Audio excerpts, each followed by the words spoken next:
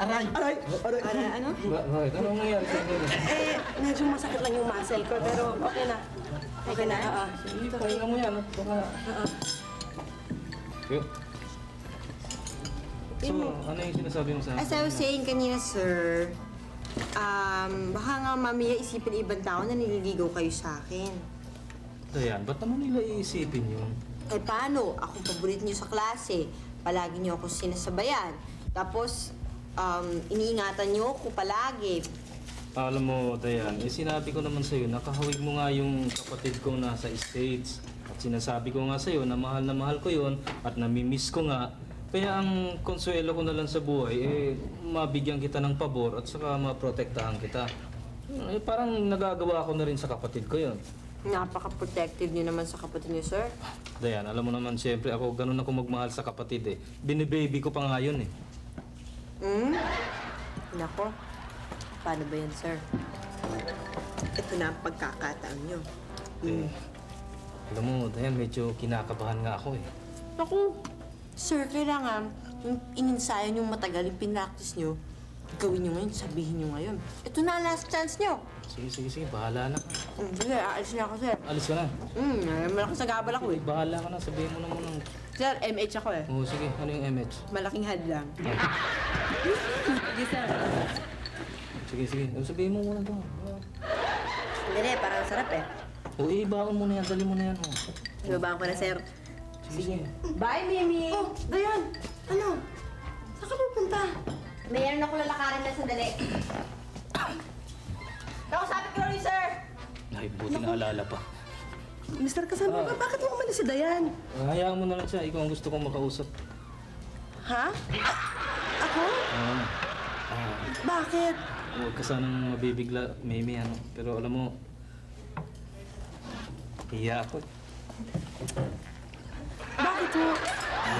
Alam mo kasi, nung araw pa man meron na akong damdamin para sa'yo. Ako? Kaya lang, hindi ko lang mailabas dahil nahihiya ako. Pero ito na ang pagkakataon. Mr. Casanova, hindi ito ang pagkakataon. Believe me, hindi ho. Hindi, ito na nga ang pagkakataon dahil dalawa lang tayo dito. Alam mo, Mimi, ang tingin ko sa'yo, isang magandang babae. Dahil hindi naman sa labas ang kagandahan, kundi nasa loob din. Alam kong ikaw ang babaeng pakakasalan ko. Ba't ka ba nagtatakip ng mukha? Huwag kang mahiya. Tanong ko kami. Mr. Casanova, kinukulang tayo ng video eh. Oh, ano nga? Video? Kasi ano ako si Vincent? Kinukulang pala tayo, ah. Walang hiya, kinukulang.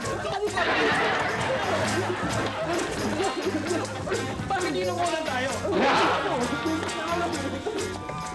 Kayo, ha? Sa salbahin niyo, kinukunan niyo pala ng video. Oo, nakakainis. Booking tuloy si Mimi. Nakakahiya. Hindi naman na sa aming sukat akalain na dito pala may ganda!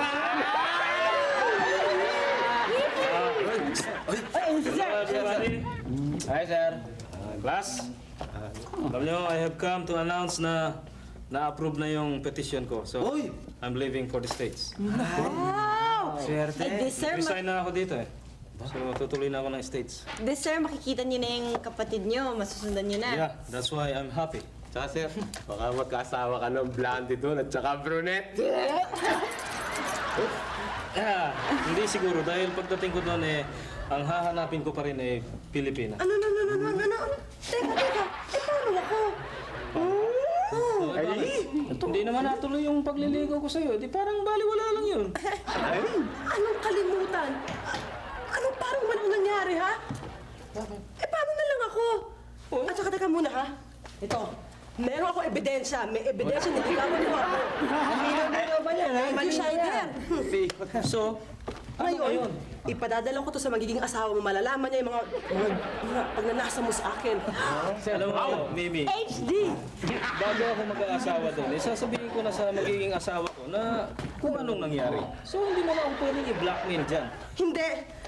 Hindi kita papakawalan ngayon. Nandito ko na sa aking mga kamay. Alam mo, Mimi, napag-isip-isip ko na hindi tama yung sinabi ni Andrew here. No. Mas tama yung isang sumagot ngayon eh. Ano? humanap ka ng maganda. Bye! Hindi!